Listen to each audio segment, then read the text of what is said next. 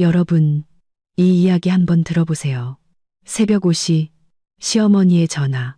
야, 너희 외삼촌네 식구 6명 지금 서울 올라가고 있단다. 너희 집에서 지내게 자리 좀 마련해놔라. 저는 태연하게 대답했죠. 어머니, 저 어제 집 팔았어요. 아직 새 집은 못 구했고요.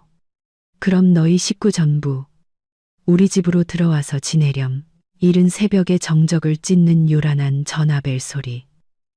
나는 손을 더듬어 화장대 위에서 울부짖는 휴대폰을 찾았다.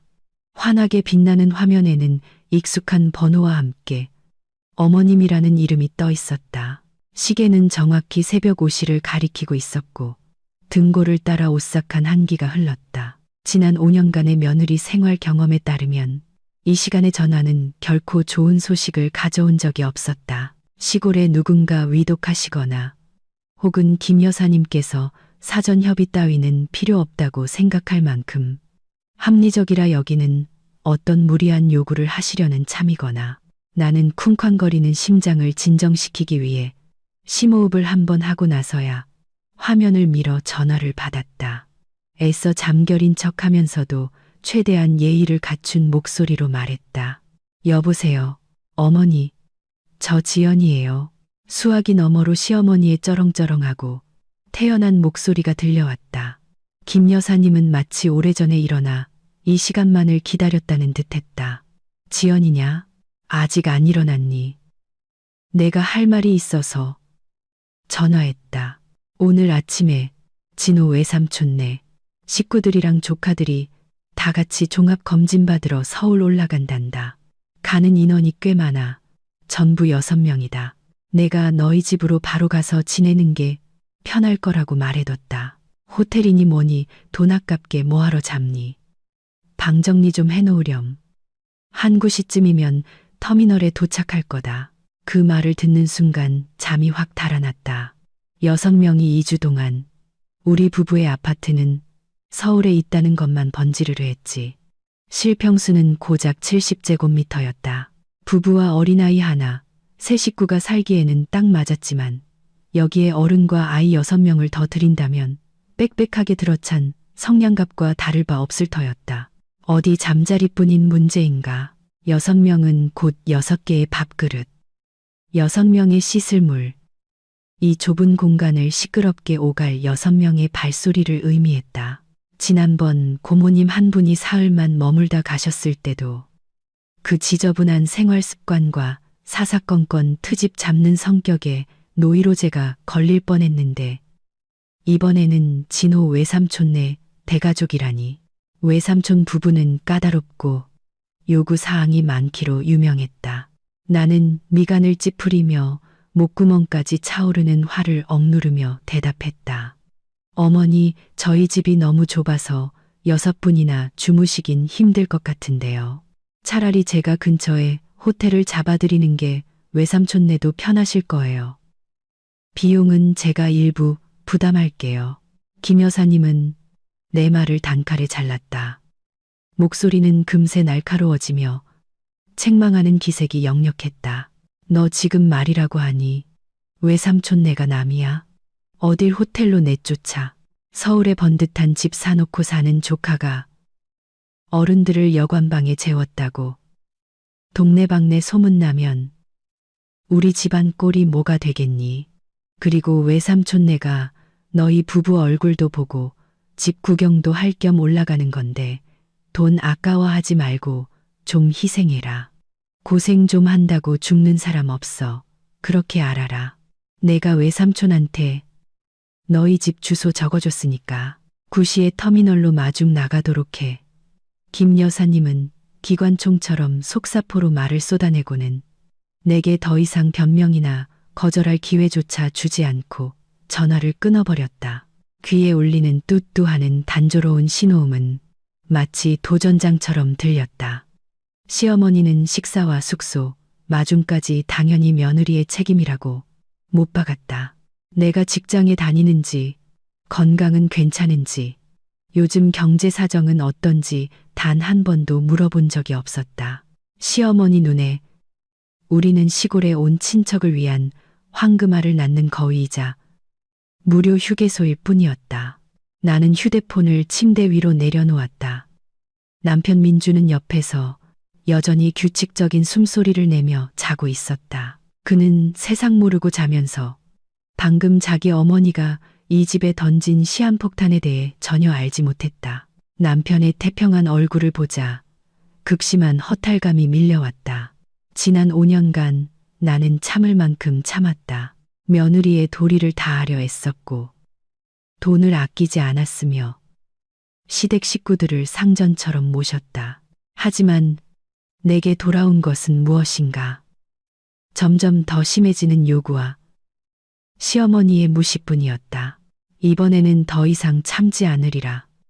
내 친절은 이미 한계치를 넘어 남용되었다. 대담한 생각이 머릿속을 스쳤다. 미친 짓이었지만 이 막막한 상황을 벗어날 유일한 탈출구였다. 예전처럼 당황스럽거나 두렵지 않았다. 대신 차가울 정도로 침착해졌다. 나는 입꼬리를 살짝 올리며 희미한 어둠 속에서 혼잣말을 중얼거렸다. 네, 어머니, 제게 맡겨주세요. 이번에 제가 아주 확실하게 셈을 치러드릴 테니까요. 나는 자리에서 일어나 옷장으로 향했다. 평소처럼 출근할 옷을 고르기 위함이 아니었다. 커다란 여행용 캐리어를 꺼내기 위해서였다. 내 머릿속에 미친 계획은 바로 이 순간부터 현실이 되기 시작했다. 나는 김 여사님과 시댁 식구들에게 평생 잊지 못할 교훈을, 존중과 한계에 대한 교훈을 안겨줄 것이다.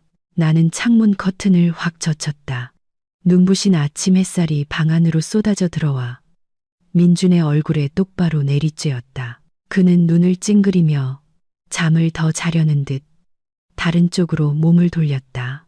하지만 나는 그에게 그럴 기회를 주지 않았다. 남편의 어깨를 강하게 흔들었다. 일어나요.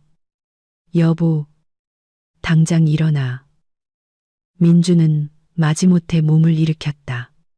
반쯤 감긴 눈으로 졸음과 의아함이 가득한 표정으로 나를 쳐다봤다. 머리는 까치집을 지었고 얼굴에는 아직 베개 자국이 선명했다. 그는 하품을 길게 한 번 하더니 투덜거렸다. 아침부터 왜 이렇게 시끄러워? 오늘 토요일이라 쉬는 날인데 잠 좀 더 자자. 나는 팔짱을 낀 채 그의 앞에 섰다.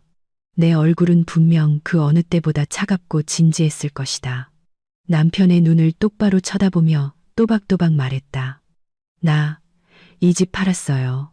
어제 계약금 받고 이 아파트 매매 계약서에 도장 찍었어. 매수인이 오늘 당장 집을 비워달래. 일어나서 당신 짐부터 챙겨요. 새 집 구할 때까지 당분간 어머니 댁에 들어가서 살아야 하니까. 민주는 마치 내가 지구에 막 착륙한 외계인이라도 되는 듯 눈을 동그랗게 뜨고 나를 쳐다봤다. 졸음은 순식간에 달아났다. 그는 입을 떡 벌렸지만 아무 말도 하지 못했다. 10초쯤 지나서야 겨우 더듬거리며 되물을 수 있었다. 뭐라고? 집을 팔아? 당신 지금 농담하는 거지? 멀쩡히 잘 살고 있는데 왜 집을 팔아? 그리고 언제 팔았는데 난 왜 몰라? 집 문제 가지고 장난치는 거 아니야. 나는 그의 질문에 대답하는 대신 옷장으로 등을 돌려 걸어갔다. 커다란 캐리어 3개를 꺼내 서랍을 마구 열어젖히기 시작했다. 내 옷과 아들 옷을 닥치는 대로 캐리어에 단호하게 쑤셔 넣었다. 지익 캐리어 지퍼 소리가 민준의 의심을 갈기갈기 찢어 놓았다. 농담 아니야. 진짜야. 어제 어떤 사람이 시세보다 높게 부르길래 그냥 팔아버렸어. 서류 절차는 내가 다 알아서 처리했고 이제 당신한테는 2가지 선택지가 있어. 첫째, 일어나서 나랑 같이 이사갈 짐을 싸거나 둘째, 여기 남아서 새 주인한테 알아서 설명하거나. 민주는 침대에서 벌떡 일어나 내게 달려와 손목을 붙잡았다. 그의 얼굴은 분노와 혼란으로 붉게 달아올라 있었다. 당신 미쳤어. 지연아, 이 집은 우리 둘 공동명의 재산이야. 어떻게 나랑 상의 한마디 없이 마음대로 팔 수가 있어. 당신 나를 이 집에서 뭘로 보는 거야. 그리고 왜 이렇게 갑자기 팔아야 하는데. 우리 잘 살고 있었잖아. 나는 그의 손을 뿌리치고 싸늘한 눈빛으로 그를 쳐다봤다.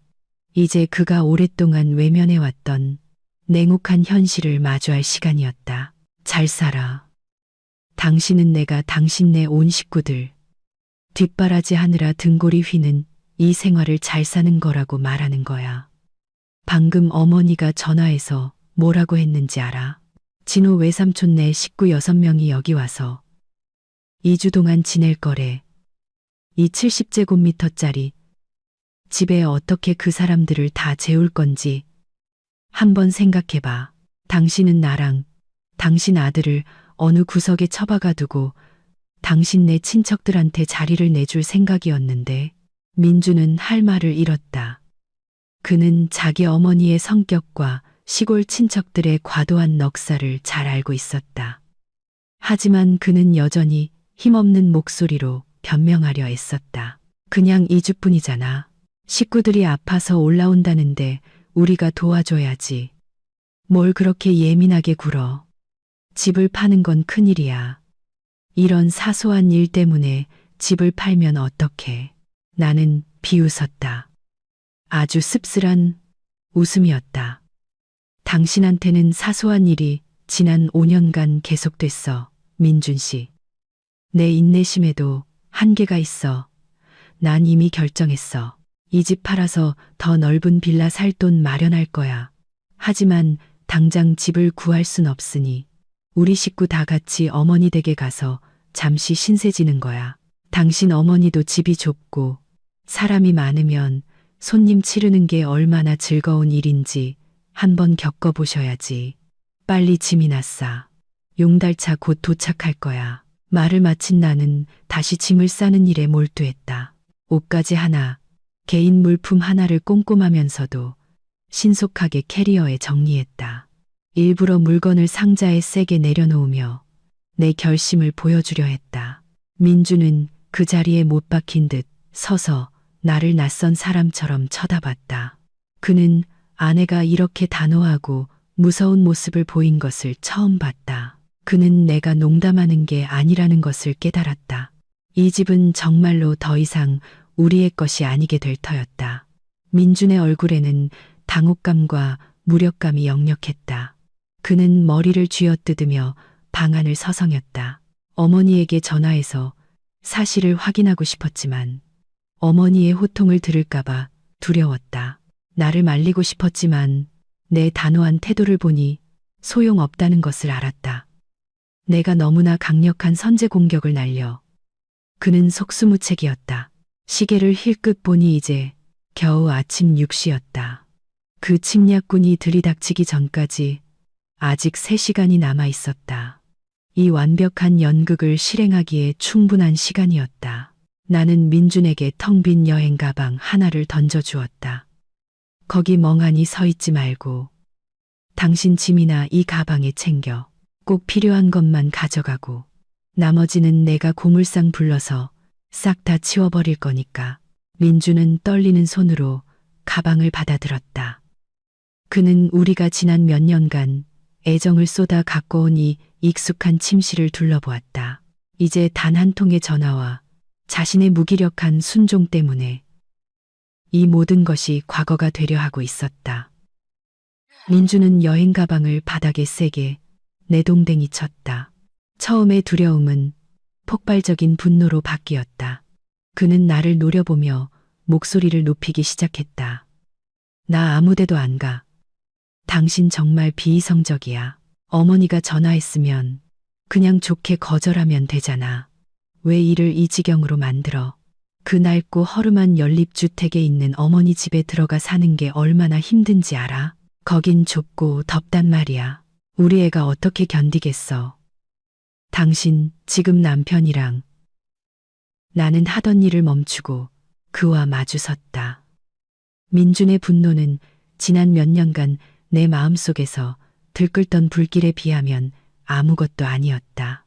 나는 무서울 정도로 평온한 눈빛으로 그를 쳐다봤다. 좋게 거절하라고. 내가 안 해본 줄 알아. 지난 5년간 내가 거절했을 때 당신 어머니가 들어준 적 있어. 아니면 오히려 며느리가 버릇없고 시댁을 무시한다고 온 동네 소문내지 않았나? 그럼 당신은 아내 편 한 번 들어준 적 있어? 아니면 그냥 조용히 있다가 나한테 좋은 게 좋은 거라고 조금만 참으라고만 했잖아. 민주는 입을 다물었다. 그는 무언가 말하려 입을 열었지만 내가 손을 들어 막았다. 나는 더 이상 그 어떤 진부한 변명도 듣고 싶지 않았다.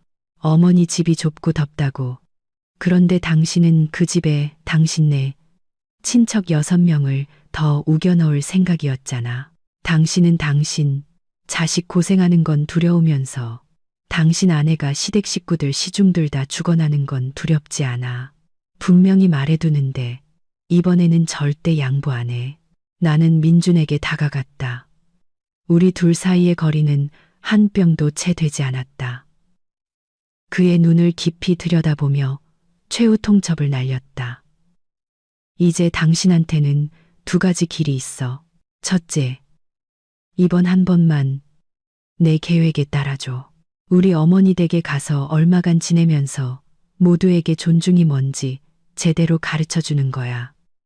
내가 장담하는데 이 일만 잘 해결되면 우리 인생은 새로운 장을 열게 될 거야. 2번째 길은 당신 혼자 여기 남아서 당신네 친척들 잘 대접해. 하지만 나는 떠날 거고 월요일 아침에 바로 법원에 이혼 서류 제출할 거야. 난 말하면 하는 사람이야. 내 한계를 시험하지 마. 방 안의 공기는 끊어지기 직전에 기타 줄처럼 팽팽했다. 민주는 나를 뚫어지게 쳐다봤다. 내 얼굴에서 장난기나 협박의 기미를 찾으려 했지만 전혀 없었다. 차가움과 강철 같은 결의만이 있을 뿐이었다. 그는 소름이 돋았다. 오늘의 아내는 정말 다른 사람이었다. 더 이상 잃을 것이 없어 존중받지 못한다면 모든 것을 부숴버릴 준비가 된 여자였다. 민주는 내가 말보다 행동이 앞서는 사람이라는 것을 알았다. 내가 이혼이라는 2단어를 입에 올렸다는 것은 모든 것이 막다른 길에 이르렀다는 의미였다. 그는 나를 사랑했고 이 가정을 사랑했다. 그는 또한 자신이 항상 어머니에게 휘둘리는 우유부단한 남자라는 것을 잘 알고 있었다. 하지만 그 우유부단함이 자신의 결혼 생활을 이처럼 벼랑 끝으로 내몰 줄은 꿈에도 몰랐다. 나의 단호함은 민준의 미약한 저항 의지를 꺾어버렸다. 그의 어깨가 축 처졌고 시선은 내 날카로운 눈빛을 피해 바닥으로 떨어졌다. 그의 목소리가 목구멍 안에서 기어들어갔다. 그러지 마. 지연아. 내가 미안해. 근데 집 한 거 정말이야? 계약금 위약금 물고 취소할 수는 없어? 나는 내가 이겼다는 것을 알았다.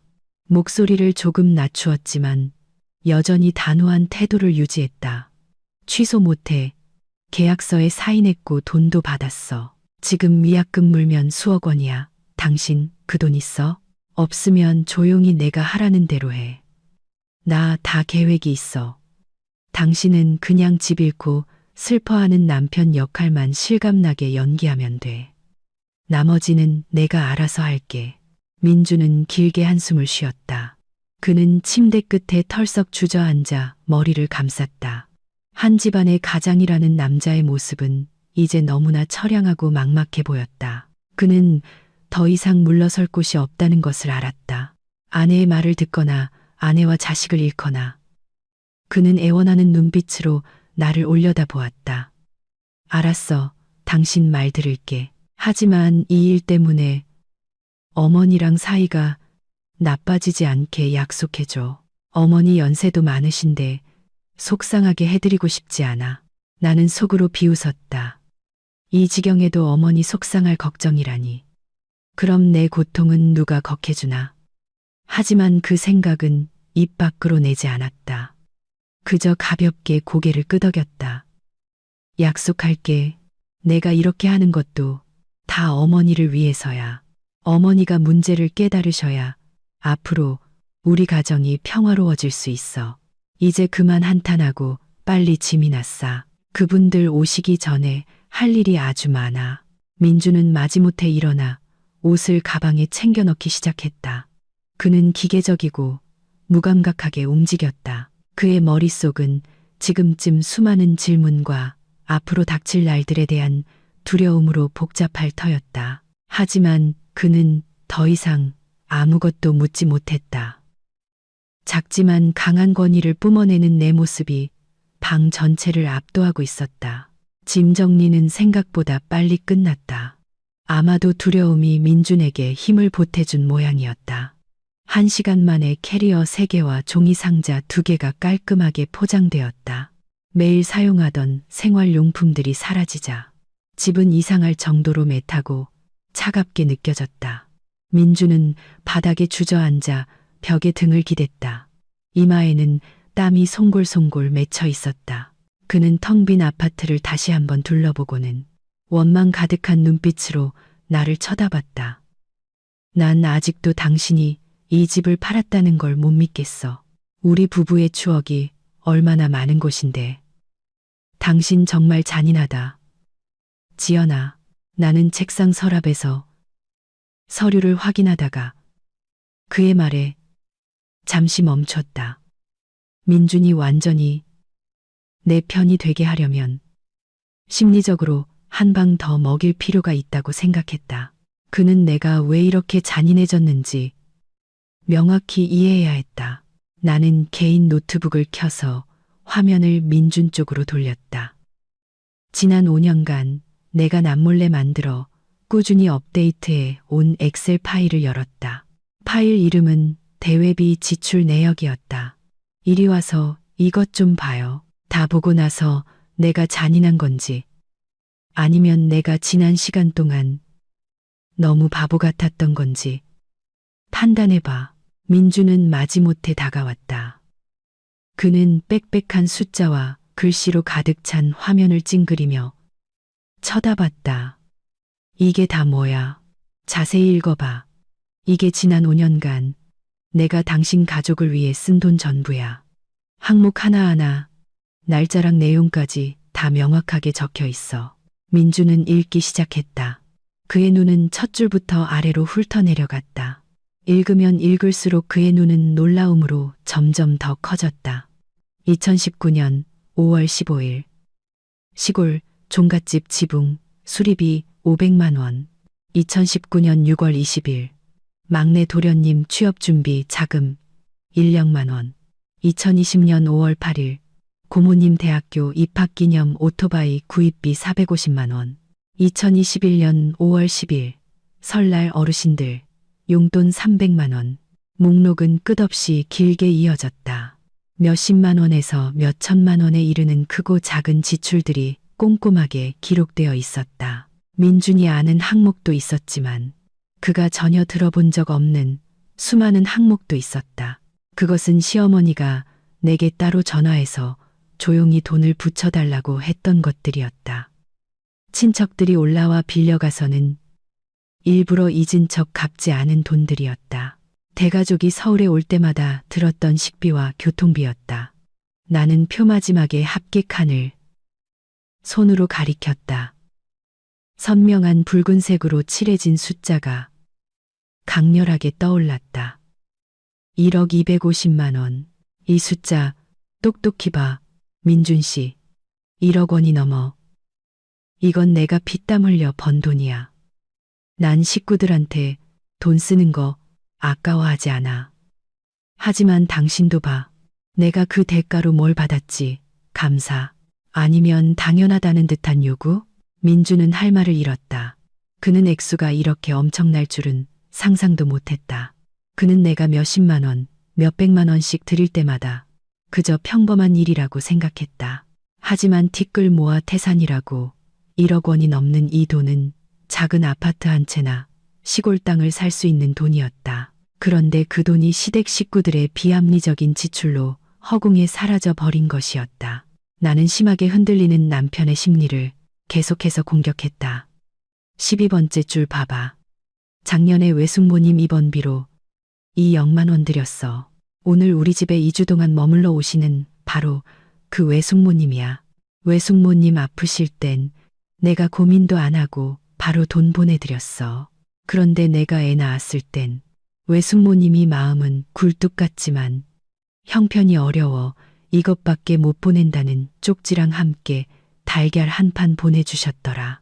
내가 뭘 따지자는 게 아니야. 하지만 이 차이는 너무 크잖아. 난 그냥 당신네 집안의 ATM 기계 같아. 돈 필요할 때만 버튼 누르고 정은 텅 비어 있고. 민주는 고개를 푹 숙였다. 그는 자기 가족이 부끄러웠고 자기 자신이 부끄러웠다. 아내가 이렇게 엄청난 재정적 부담을 혼자 짊어지게 내버려둔 자신이 너무나 무심했다. 그는 자신이 아내에게 주는 생활비가 충분하다고 생각했다. 하지만 알고 보니 그것은 아내가 쓴 돈에 비하면 새 발의 피였다. 이렇게 많을 줄은 몰랐어. 왜 나한테 진작 말 안 했어? 내가 말했으면 당신이 들었을까? 아니면 또 가족끼리 돕고 사는 거지라고 했을 거 아냐. 내가 말했으면 당신 어머니가 나를 가만 놔뒀을까? 아니면 또 며느리가 시댁의 10원 한 장까지 계산한다고 난리 치셨겠지. 오늘 내가 당신한테 이걸 보여주는 건 생색내려는 게 아니야. 우리 재산이 이제 바닥났다는 걸 당신이 알아줬으면 해서야. 내가 집을 판 건 더 이상 그 밑 빠진 독에 물 붓기를 할 여력이 없기 때문이야. 당신한테 자존심이 조금이라도 남아있다면 이제 입 다물고 내 계획에 따라줘. 민주는 완전히 굴복했다. 노트북 화면에 떠있는 명백한 증거는 그의 가족을 변호하려던 모든 논리를 박살냈다. 그는 아내가 너무나 많은 억울함을 참고 살아왔다는 것을 깨달았다. 나의 오늘 이 반란은 너무나 오랫동안 억눌려온 과정의 필연적인 결과였다. 그는 노트북을 닫아 내게 돌려주었다. 그의 목소리는 낮게 가라앉았고 후회로 가득 차 있었다. 알았어, 지연아. 내가 잘못했어. 이제부터 당신 말 들을게. 당신이 하자는 대로 다 할게. 제발 나만 버리지 마. 나는 안도의 한숨을 내쉬었다. 마침내 남편을 내 편으로 끌어들이는 데 성공했다. 이것이 이 전쟁의 첫 번째이자 가장 중요한 승리였다. 민준이 협력해준다면 내 계획은 순조롭게 진행될 수 있을 터였다. 좋아. 그 약속 꼭 지켜. 이제 우리 나눠서 움직이자. 나는 이삿짐 센터 부를게. 내 짐이랑 아들 짐은 내 친구 미나네 집에 잠시 맡겨두고 당신 짐이랑 공동 물품 몇 개는 어머니 댁으로 바로 옮길 거야. 당신이 먼저 짐차 따라 그쪽으로 가 있어. 난 여기서 마무리할 일이 좀 있으니 나중에 갈게. 민주는 고개를 연신 끄덕였다. 그는 더 이상 이 일을 제기하지 않았다.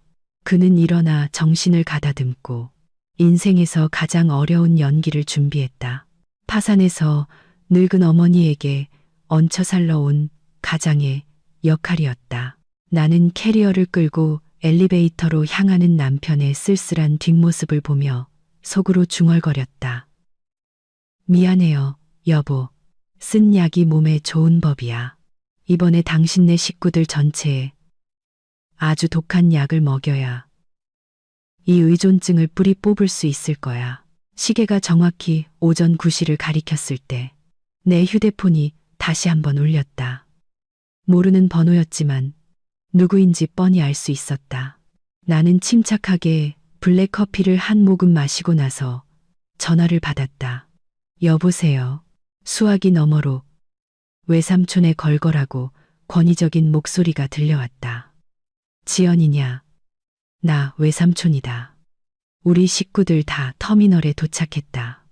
차 뭐 가지고 마중 나올 거냐? 사람도 많고 짐도 많으니까 꼭 승용차 끌고 와라. 그리고 터미널 밖에서 기다리지 말고 표 끊어서 안까지 들어와서 기다려. 애들이 밖에서 기다리면 더워서 힘들어. 나는 스피커폰으로 바꾸고 휴대폰을 책상 위에 내려놓았다. 그 명령조는 몇 년이 지나도 변함이 없었다. 진호 외삼촌은 내가 자기 가족을 모시는 것을 큰 영광으로 생각하는 듯했다. 나는 목을 가다듬고 최대한 사무적인 목소리로 대답했다. 안녕하세요. 외삼촌, 죄송하지만 제가 지금 회사에 급한 회의가 있어서 마중을 못 나갈 것 같아요. 수화기 너머는 몇 초간 조용했다. 그러더니 외삼촌의 목소리가 불쾌감에 가득 차 높아졌다. 뭐, 너 지금 말이라고 하는 거냐? 네, 시어머니가 너보고 집에서 손님 기다리라고 했다던데. 이 시간에 무슨 회의야? 그럼 우리 식구들은 이제 어디로 가야 하는데? 나는 여전히 이상할 정도로 침착한 태도를 유지했다. 회사에 갑자기 일이 생겨서 어쩔 수가 없네요. 그리고 외삼촌께 말씀드릴 중요한 일이 있어요. 저희 집 어제 팔았어요. 지금은 그 주소에 살지 않아요. 그 아파트는 이제 새 주인의 소유입니다. 이번에는 외삼촌의 목소리뿐만 아니라 외숙모와 다른 식구들이 웅성거리는 소리까지 들려왔다. 외삼촌이 전화기 너머로 소리쳤다. 너 지금 무슨 헛소리야? 잘 살던 집을 왜 팔아?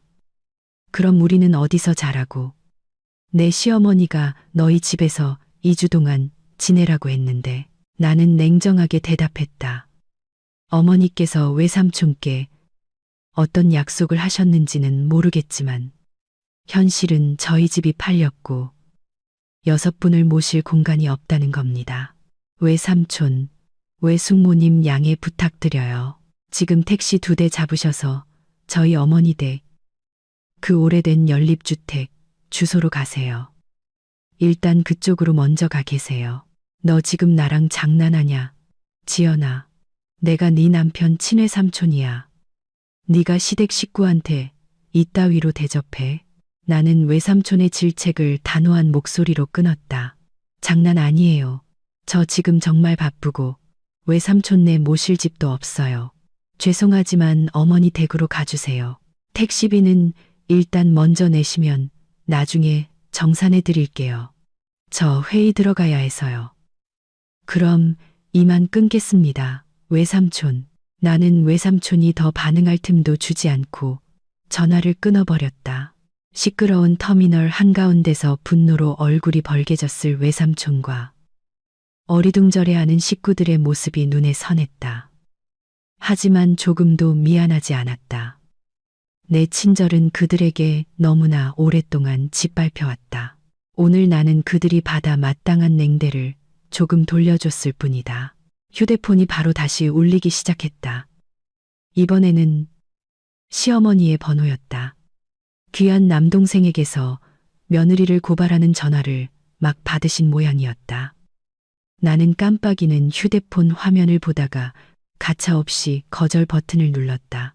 그리고 휴대폰을 비행기 모드로 전환했다.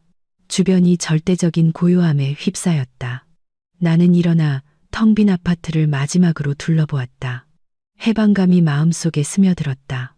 나는 도화선에 불을 붙였고 이제 재미있는 연극을 관람할 시간이었다. 집안의 모든 것은 깨끗하게 정리되었다. 나는 포장이사 서비스를 불러 큰 가구들을 창고에 맡겼다. 이제 집은 말 그대로 텅 빈 4개의 벽만 남았다. 나는 마지막 남은 내 캐리어를 끌고 문으로 향했다. 절친 미나가 아파트 1층 로비에서 기다리고 있었다. 미나는 이 계획의 전말을 아는 유일한 사람이자 나의 가장 든든한 지원군이었다. 그녀는 내가 시댁에 교훈을 주는 동안 나와 아들이 머물 방을 자기 아파트에 이미 마련해 두었다. 나는 가방에서 커다란 글씨로 인쇄된 A사 용지 한 장을 꺼냈다. 매매 진행 중인 집입니다. 방문을 삼가주세요. 나는 그것을 아파트의 묵직한 나무문에 반듯하게 붙였다. 이 종이는 혹시나 외삼촌네가 내 말을 믿지 않고 여기까지 직접 확인하러 올 경우를 대비한 확실한 증거가 될 터였다. 문을 꼼꼼히 잠근 후 나는 캐리어를 끌고 엘리베이터로 향했다. 그때 민준에게서 문자가 왔다. 어머니 댁에 도착했어. 짐도 다 옮겼고. 어머니 지금 충격이 크신 것 같아. 당신도 마음의 준비 단단히 해. 나는 옅게 미소 지었다. 충격받는 게 당연했다. 김 여사님은 지난 몇 년간 며느리의 보호와 봉양 속에서 살아오셨다.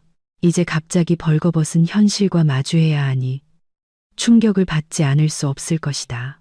로비로 내려가니 미나의 차가 바로 문 앞에 서 있었다. 미나는 나를 보자마자 손을 흔들었다. 빨리 타. 이 대단한 친구야. 방금 보니까 촌스러운 옷차림에 짐을 잔뜩 든 사람들이 단지 입구에서 서성이더라. 딱 봐도 너희 시댁 식구들 같던데. 입주민 카드 없어서 경비원이 못 들어오게 막은 게 천만다행이지. 미나의 말에 웃음이 터졌다. 정말 세상은 좁았다. 하마터면 마주칠 뻔했다. 나는 재빨리 차에 짐을 싣고 조수석에 앉았다. 가자. 당분간 너한테 피신 좀 할게. 저쪽 전쟁터는 우리 남편이랑 시어머니가 알아서 해결하시겠지. 차가 고급 아파트 단지를 빠져나갔다.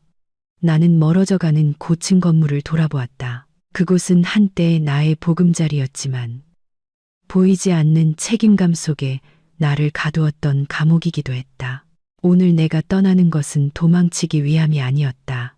나 자신을 위한 존중을 되찾기 위함이었다. 한편 다른 곳에서는 민준의 짐을 실은 용달차가 김 여사님의 낡은 연립주택으로 이어지는 좁은 골목을 힘겹게 비집고 들어가고 있었다.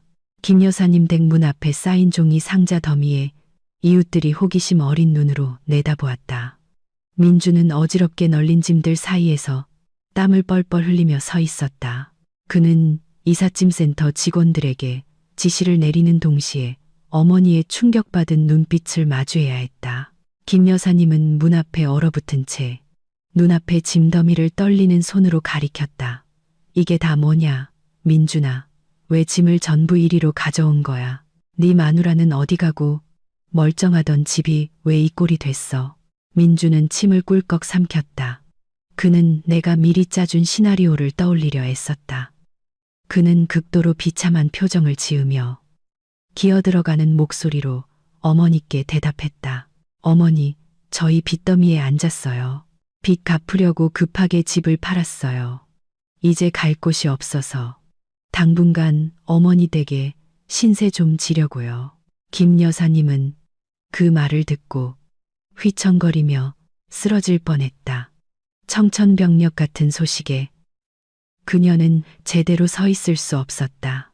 그녀는 아들 며느리가 사업에 성공해 좋은 집에 살며 친척들 앞에서 자신을 으쓱하게 해줄 거라 믿었다. 그런데 갑자기 빈털터리가 되어 자신에게 짐이 되러 돌아올 줄이야. 아이고, 세상에. 내 팔자야. 그럼 손님들은 어떡하니? 네 외삼촌네 곧 도착할 텐데. 집이 이 꼴인데 어떻게 손님을 맞아? 민주는 고개를 푹 숙이고 어머니의 눈을 차마 쳐다보지 못했다.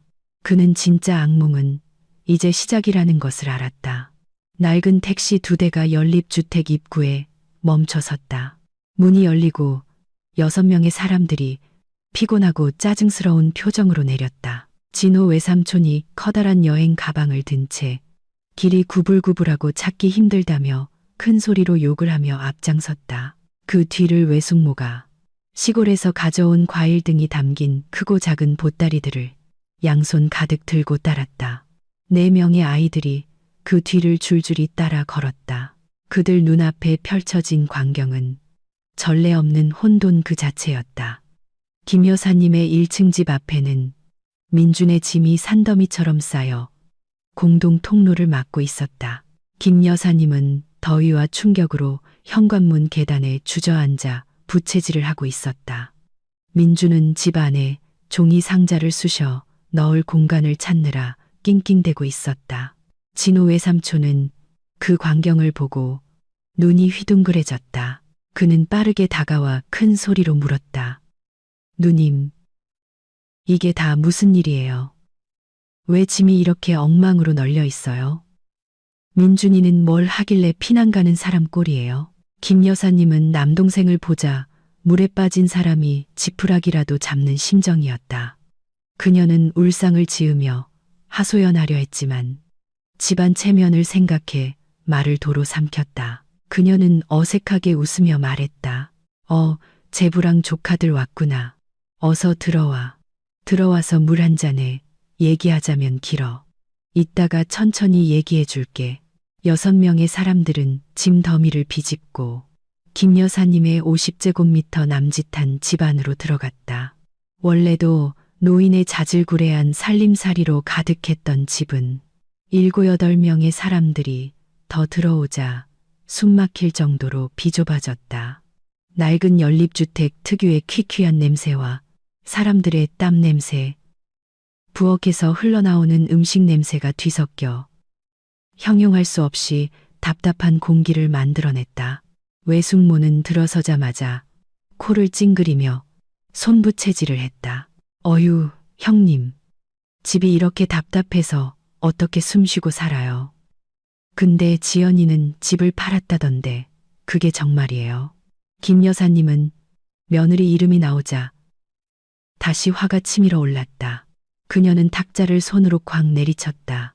그의 얘기는 꺼내지도 마. 집 판 거 맞아. 동서. 헐값에 팔아치우고 어디로 도망갔는지 알 수가 없어. 이 바보 같은 내 아들만 이 꼴로 돌아왔지. 진호 외삼촌은 눈을 동그랗게 떴다. 그는 비좁은 집 안을 둘러보며 소리쳤다. 그럼 우리 식구는 이제 어디서 자요? 조카네 넓은 집에서 지내라고 하셨잖아요. 이제 여기 낑겨서 어떻게 자요? 우리 식구 6명의 누님이랑 민준이까지 8명인데 김 여사님은 당황했다.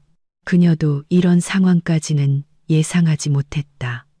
그녀는 며느리가 언제나처럼 모든 것을 완벽하게 처리해 줄 것이라고 굳게 믿었다. 그런데 이렇게 뒤통수를 세게 맞을 줄이야. 일단 여기서 지내. 다들 좀 불편하더라도 같이 자자. 있는 대로 사는 거지 뭐. 다 식구인데 뭘 가려. 외숙모는 입을 삐쭉 내밀었다. 그녀는 거실의 낡고 해진 소파와 작디 작은 안방을 쳐다보았다. 형님 말씀은 참 쉽게 하시네요. 시골 우리 집이 빌라는 아니어도 넓고 시원해요. 여기 와서 조카 덕 좀 보나 했더니 꽁치 통조림 신세가 될 줄이야. 이럴 줄 알았으면 그냥 집에 있었을 텐데. 짐을 옮기던 민주는 그 말을 듣고 얼굴이 화끈거렸다. 그는 어머니 편을 들어주고 싶었지만 내 당부를 떠올리고는 꾹 참고 침묵했다. 그는 조용히 짐을 한쪽 구석으로 치워 손님들이 앉을 자리를 마련했다. 4명의 아이들은 소리를 지르며 뛰어다니기 시작했다. 아이들은 김 여사님의 살림살이를 뒤지며 장난을 쳤고 집은 더욱 혼란스러워졌다. 시끄러운 소음, 어른들의 한탄, 아이들의 울음소리가 뒤섞여 방문 첫날부터 끔찍한 교향곡을 만들어냈다. 시계가 12시 정오를 가리켰다. 긴 여정 끝에 모두들 배가 고팠다. 외숙모는 의자에 털썩 주저앉아 부채질을 하며 투덜거렸다. 형님, 먹을 거 없어요? 애들이 배고파서 쓰러지겠어요. 아침에 급하게 나오느라 아무것도 못 먹었거든요. 김 여사님은 부엌에서 땀을 뻘뻘 흘리며 허둥대고 있었다. 예전에는 손님이 오면 항상 내가 미리 와서 음식을 준비했다. 그녀는 거실에 앉아 차를 마시며 손님들과 담소를 나누다가 식사 시간이 되면 상에 앉기만 하면 되었다. 하지만 오늘은 모든 것을 직접 해야 했다. 김 여사님의 부엌은 한 사람이 겨우 설 수 있을 정도로 작았다. 가스레인지는 낡아서 불꽃이 제멋대로 커졌다, 작아졌다 했다. 김 여사님은 아직 다듬지 않은 시금치와 외숙모가 가져온 털도 제대로 뽑지 않은 닭을 보며 어쩔 줄 몰라 했다. 조금만 기다려, 거의 다 됐어. 김 여사님은 소리쳐 말했지만 속은 타들어갔다. 그녀는 나이가 들어 손도 느려졌고 오랫동안 많은 사람을 위한 요리를 해본 적이 없어. 모든 것이 엉망진창이었다. 전기밥솥은 작아서 2번이나 밥을 해야 했다. 백숙은 덜 익었는데 사람들이 기다릴까봐 서둘러 꺼냈다. 민준이 어머니가 힘들어 보이자 부엌으로 와서 도왔지만 그 역시 부엌일에는 서툰 남자였다. 모자는 한참을 낑낑댄 끝에 오후 1시가 넘어서야 겨우 밥상을 차릴 수 있었다. 밥상은 처참했다. 시금치 나물은 푹 삶아져 물렀고 색도 거무죽죽했다. 백숙은 크고 작은 조각으로 제멋대로 잘려 있었고 뼈 안쪽에는 핏기가 그대로였다. 양념장은 짜기만 했다. 모두들 집 중앙에 놓인 비좁은 밥상에 둘러앉았다. 외숙모는 밥상을 보고 질렸다는 듯 젓가락을 들 생각도 하지 않았다. 아니, 닭을 어떻게 삶았길래 이렇게 안 익었어요, 형님? 이거 먹고 배탈 나면 어떡해요? 진호 외삼촌은 닭고기 한 점을 집었다가 다시 내려놓았다. 그는 입맛을 다시며 말했다. 나물을 너무 삶았네. 영양소 다 빠졌겠어. 누님, 서울에서 오래 사셨는데 요리 솜씨는 시골보다 못하시네요. 김 여사님은 비난의 말을 들으며 목이 메었다. 그녀는 피곤하고 배고픈 데다 서러움까지 밀려왔다. 그녀는 내가 예전에 차렸던 정갈하고 먹음직스러운 밥상들을 떠올렸다. 그때는 내가 요란하게 음식을 차린다고 타박했었다. 이제야 그녀는 부엌에 서 있는 사람의 고충을 절실히 깨달았다. 아이들은 계란 프라이와 소시지를 달라고 아우성이었다. 김 여사님은 다시 불이 나게 부엌으로 달려가 아이들을 위해 계란을 부쳤다. 기름 튀는 소리, 밥 달라고 떼쓰는 아이들 울음소리, 어른들의 비난과 책망이 뒤섞여 김 여사님의 머리는 터질 것 같았다. 민주는 밥을 먹는 둥마는 둥했다. 그는 어머니가 외삼촌네 식구들 시중드느라 동분서주하는 모습을 보며 마음이 아팠다. 어머니를 위해 몇 마디 거들려 했지만 외삼촌이 말을 막았다. 민준아, 손님 대접을 이렇게 하면 안 되지. 우리가 귀한 손님인데 이렇게 부실하게 먹여도 되는 거냐? 네 마누라는 어디 갔어? 전화해서 당장 오라고 해. 집안 여자가 어디서 뭘 하길래 코빼기도 안 보여? 민주는 밥그릇을 내려놓았다. 그는 화를 억누르며 대답했다. 제 아내는 빚 갚을 돈 벌러 나갔어요, 외삼촌. 저희 집 망해서 사내진미 차려드릴 돈이 없어요. 외삼촌, 외숙모님 양해해 주시고 오늘 한 끼는 이걸로 때워주세요. 저녁에는 제가 통조림 사와서 편하게 먹죠. 진호 외삼촌은 통조림이라는 말에 길길이 날뛰었다. 통조림? 그런 걸 먹으라고? 그런 거 먹으면 암 걸려. 그냥 이따 오후에 네가 돈 내놔. 네 외숙모가 장 봐서 제대로 된 밥 해줄 테니까. 서울까지 올라와서 25대보다 더 못 먹고 사는 게 말이 돼? 식사는 무겁고 긴장된 분위기 속에서 끝났다. 김 여사님은 싱크대에 산더미처럼 쌓인 그릇들을 보며 한숨을 쉬었다. 예전에는 식사가 끝나면 내가 설거지와 정리를 도맡아 했다. 그녀는 이쑤시개를 쑤시며 텔레비전을 보기만 하면 되었다.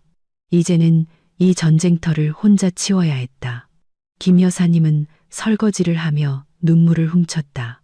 며느리의 손길이 없다는 것이 얼마나 끔찍한 공허함으로 다가오는지 5년 만에 처음으로 느꼈다. 그리고 그녀는 앞으로 다가올 날들이 자신에게 지옥 같은 시간이 될 것임을 어렴풋이 깨달았다. 어둠이 내린 낡은 연립주택에는 여름의 후텁지근한 열기가 가득했다. 낮에도 시끄러웠지만 밤이 되자 김 여사님의 작은 집은 진정한 답답함의 절정을 맞았다. 8명의 사람들이 잠자리를 찾아야 하자 비좁은 공간은 한계까지 압축되는 듯했다. 김 여사님의 아파트는 작은 방 하나와 거실 겸 공동 생활 공간이 전부였다.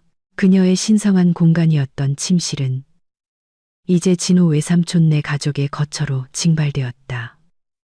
삐걱거리는 더블 침대는 외삼촌 부부와 어린 두 아이의 무게를 힘겹게 견뎌내고 있었다. 좀 더 큰 두 아이는 침대 바로 옆 바닥에 이불을 깔고 누웠다. 민준과 김 여사님은 거실로 쫓겨났다.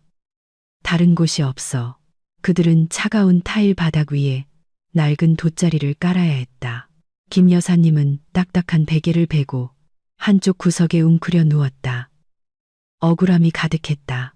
그녀는 원래 허리가 좋지 않아 푹신한 침대에서 자는데 익숙했다. 이제 이렇게 바닥에서 자야 하니 견딜 수가 없었다. 천장 선풍기가 윙윙 돌아갔지만 찜통 같은 더위와 침실에서 새어나오는 진한 파스 냄새를 쫓아내지는 못했다. 진호 외삼촌은 자기 전에 파스를 붙이는 습관이 있었고 그 특유의 냄새가 공기 중에 맴돌며 김 여사님의 머리를 지끈거리게 했다. 시계는 이미 밤 12시를 가리켰지만 김 여사님은 뒤척이며 잠을 이룰 수 없었다. 얇은 벽을 뚫고 거실까지 울려 퍼지는 진호 외삼촌의 코골이는 천둥소리 같았다. 크고 작게 규칙적으로 울리는 코골이 소리는 김 여사님의 선잠을 방해했다. 옆에 누운 민준도 계속해서 몸을 뒤척였다. 그는 원래 에어컨이 켜진 방에 푹신한 침대에서 자는데 익숙했다. 이제 딱딱한 바닥에 웅크려 누워 땀을 뻘뻘 흘리자 답답해서 견딜 수가 없었다. 그는 아내와 함께 썼던 넓고 향긋한 침대를, 아내와 아이의 온기를 떠올리며 가슴이 미어졌다.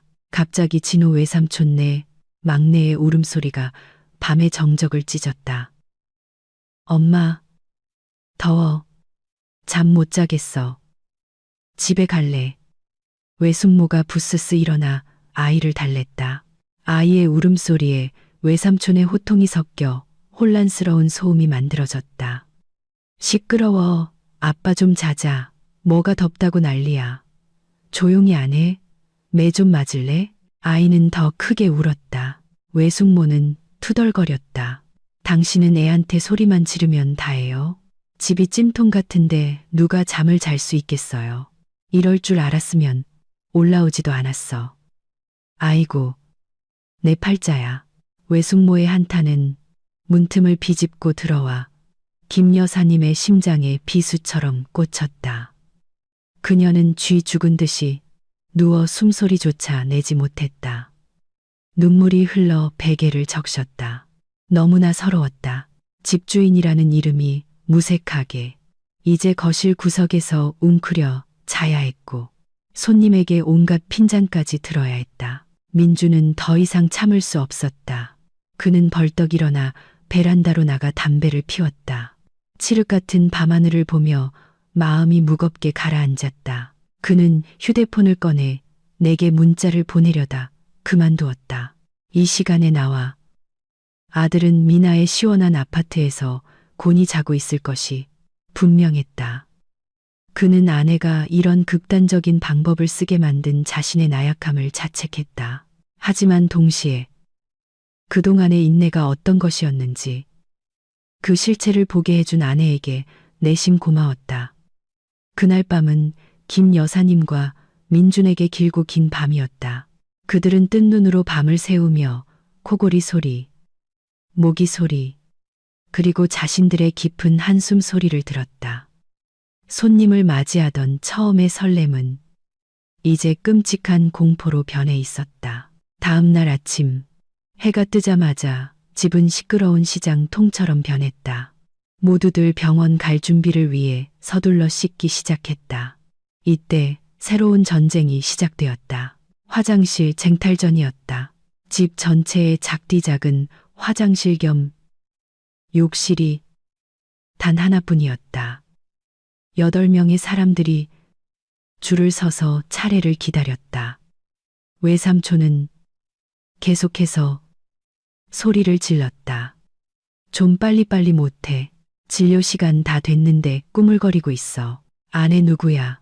왜 이렇게 안 나와? 외숙모는 양치질을 하며 투덜거렸다. 물은 왜 이렇게 약하게 나와? 양치질도 제대로 못하겠네.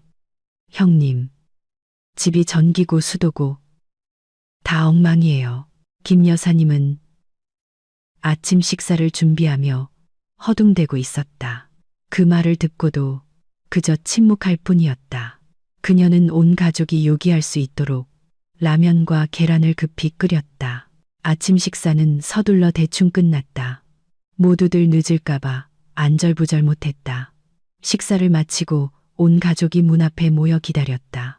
평소 같았으면 내가 차를 몰고 문 앞까지 와서 모두를 태우고 병원까지 데려다주고 접수부터 모든 서류 절차까지 다 처리해 주었다. 하지만 오늘 집 앞은 텅 비어 있었다. 진호 외삼촌이 김 여사님에게 쏘아붙이듯 물었다. 그래서 지연이는 안 와요. 우리더러 알아서 가라는 거예요. 김 여사님은 우물쭈물했다. 그녀도 아침부터 내게 수십 통의 전화를 걸었지만 내가 받지 않았다. 아마 회사 일 때문에 바쁜가 보다. 제부랑 조카들, 미안하지만 택시 타고 가렴. 병원 가는 길은 찾기 쉬울 거야. 그때 민준이 출근 준비를 마치고 나왔다. 그는 오토바이를 끌고 나가며 소리쳤다. 외삼촌, 외숙모님, 저 출근해야 해요. 회사에서 출결 깐깐하게 체크해서 쉴 수가 없어요. 큰 길 나가서 택시 잡으시면 돼요. 시내 큰 병원으로 가달라고 하세요. 말을 마친 민주는 그대로 오토바이를 타고 떠나버렸다. 뒤에는 외삼촌 내 가족의 황당하고 분노에 찬 시선만이 남았다. 그는 마치 탈영병이 된 기분이었지만 다른 방법이 없었다. 그 숨막히는 분위기 속에서 단 1분도 더 견딜 수 없었다. 김 여사님은 아들의 뒷모습을 보며 가슴이 미어졌다. 그녀는 스마트폰으로 택시를 부르는 앱을 사용할 줄 몰랐다. 결국 그녀는 온 가족을 이끌고 큰 길까지 걸어가 택시를 잡아야 했다. 햇볕은 쨍쨍 내리쬐었다. 사람들은 짐을 들고 복잡한 차들 사이를 힘겹게 걸었다. 아이들은 덥고 다리 아프다며 칭얼대기 시작했다. 외숙모는 걸으면서 욕을 퍼부었다. 버르장머리 없는 것들. 식구들을 길바닥에 내버려둬. 이럴 줄 알았으면 집에 있었지. 한참 만에야 택시 2대를 잡을 수 있었다. 하지만 시골에서 올라와 길을 잘 모르는 탓에 바가지를 쓰는 택시 기사들에게 걸려 엄청난 요금을 내야 했다.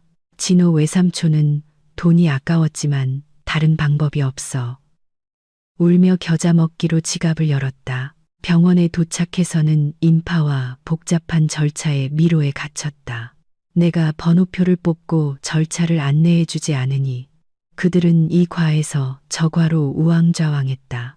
용어는 생소하고 절차는 복잡해서 진땀을 뺐다. 진호 외삼촌은 시끄러운 병원 로비 한가운데 서서 너덜너덜해진 진료 접수증을 들고 분노로 얼굴이 시뻘개졌다. 그는 집에 있는 김 여사님에게 전화해서 소리쳤다. 누님, 댁의 며느리한테 사람답게 살라고 좀 전에요. 우리를 이렇게 개고생시켜도 되는 거냐고요. 길 잃고 헤매느라 택시비만 수십만 원 썼는데 아직 아무것도 진료 못 받았어요. 김 여사님은 집에서 전화를 받으며 눈물을 쏟았다. 그녀는 완전히 무력했다. 그녀는 예전에 나의 존재가 얼마나 중요했는지 깨달았다. 나는 마치 든든한 방패처럼 그녀와 가족을 일상의 번거로움에서 지켜주었다. 이제 그 방패가 사라지자 그녀는 외로움의 냉혹함을 절실히 깨달았다. 오후 3시 지친 일행이 병원에서 돌아왔다. 모두의 얼굴에는 길거리 먼지와 피로가 역력했다. 집에 들어서자마자 외숙모는 가방을 소파에 쿵 소리나게 던지고는 드러누워 한탄했다. 아이고, 삭신이야. 다리가 다 떨어져 나갈 것 같네. 병원 한 번 가는 게 전쟁 치르는 것 같으니 누가 견디겠어. 진호 외삼촌은 험악한 얼굴로 부엌에 들어가 물을 벌컥벌컥 마셨다. 그는 컵을 세게 내려놓아 물이 사방으로 튀었다. 누님 어딨어요? 나와서 이 택시비 영수증 좀 봐요. 얼마 안 되는 거리를 갔는데 한 대에 5만 원이나 받아먹었어요. 두 대면 10만 원이야. 약값은 보이지도 않는데 멍청하게 돈만 날렸네. 김 여사님은 아침에 먹다 남은 라면 봉지를 치우다 말고 황급히 달려 나왔다. 그녀는 영수증을 보고 속이 쓰렸다. 바가지를 썼다는 것을 알았지만 동생 부부에게 돌려줄 돈이 없었다. 제부, 화 풀어. 우리가 길을 잘 몰라서 그런가 보네. 다음에는 내가 민준이한테 길 그려달라고 할게. 외숙모는 그 말을 듣고 벌떡 일어났다. 다음도 있어요? 저는 사양할래요. 형님, 대개 며느리가 시댁 식구한테 하는 짓 좀 보세요. 이게 말이 돼요? 솔직히 우리 동네에 저런 며느리 있었으면 진작에 쫓겨났어요. 김 여사님은 고개를 푹 숙였다. 동서의 가시 돋친 말은 그녀의 자존심을 찔렀다. 그녀는 나를 변호하고 싶었지만 무슨 말을 해야 할지 몰랐다. 분명히 내가 그들을 내버려 둔 것은 사실이었다. 하지만 그녀는 마음속 깊은 곳에서 그 근본적인 원인이 무엇인지 알고 있었다. 바로 자기 가족의 과도한 요구가 나를 이 막다른 길로 내몰았다는 것을. 집에 돌아와 피곤한 아이들은 간식을 달라고 떼를 쓰기 시작했다.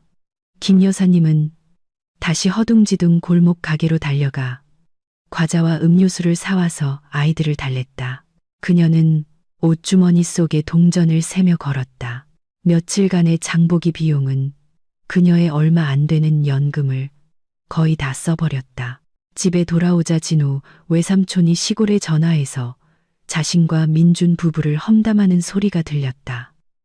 아이고, 형님들, 여기 와서 개고생하고 있어요. 집은 쥐구멍만 하고, 먹는 건 부실하고, 며느리는 코빼기도 안 보여요. 이럴 줄 알았으면 그냥 동네 병원이나 갈 걸 그랬어요. 김 여사님은 문 뒤에 숨어 남동생의 가혹한 말을 들으며 가슴이 찢어지는 듯 했다. 그녀는 자신의 능력 안에서 최선을 다해 정성껏 대접하려 했다. 하지만 돌아온 것은 비난과 무시뿐이었다. 그녀는 자신이 너무 체면에 집착하며 살았다는 것을 문득 깨달았다. 그녀는 항상 아들의 서울 생활에 대해 완벽한 그림을 그려 친척들에게 자랑하고 싶어 했다. 그리고 이제 그 그림은 갈기갈기 찢겨 회색빛의 얼룩덜룩한 실체를 드러내고 있었다. 그날 저녁 식사는 김 여사님에게 또다시 정신적인 고문이었다. 외숙모는 국이 짜다. 고기가 질기다. 진호 외삼촌은 밥을 먹으면서 온갖 불평을 쏟아냈다. 민주는 고개도 들지 못하고 조용히 밥을 먹었다. 집안 분위기는 상갓집처럼 무거웠다. 이틀째 밤, 김 여사님의 인내심은 한계에 다다랐다. 이틀 밤을 바닥에서 자고 이틀 동안 쉴 새 없이 시중을 든 탓에 허리가 끊어질 듯 아팠다. 그녀는 의자에 털썩 주저앉아 싱크대에 산처럼 쌓인 더러운 그릇들을 보며 한숨을 쉬었다. 더 이상 버틸 수 없다고 느꼈다. 그녀는 떨리는 손으로 휴대폰을 드러내게 전화를 걸었다. 이틀이 지났으니 내 화도 좀 풀렸을 것이고 돌아와 자신을 도와줄 것이라고 기대했다. 지금 그 어느 때보다 내가 필요했다. 전화벨이 한참 울린 뒤에야 누군가 받았다. 그녀의 피로와는 완전히 대조적인 가볍고 편안한 내 목소리가 들려왔다. 여보세요, 어머니, 저예요.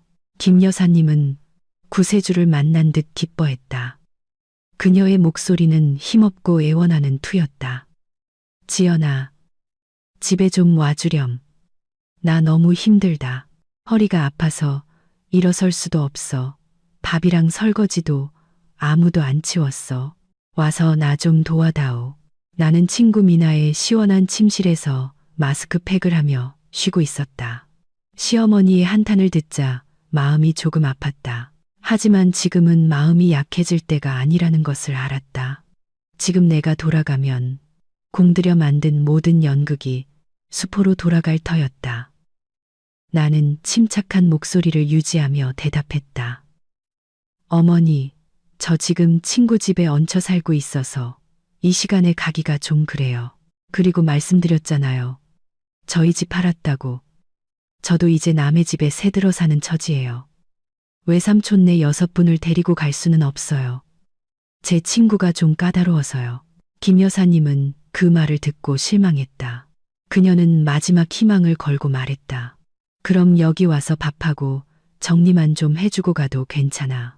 나 혼자 이 많은 식구들 시중들다가는 죽을 것 같아. 나는 단호하게 거절했다. 죄송해요. 어머니, 저 지금 집 매매 관련 서류 처리할 게 남아서 못 가요.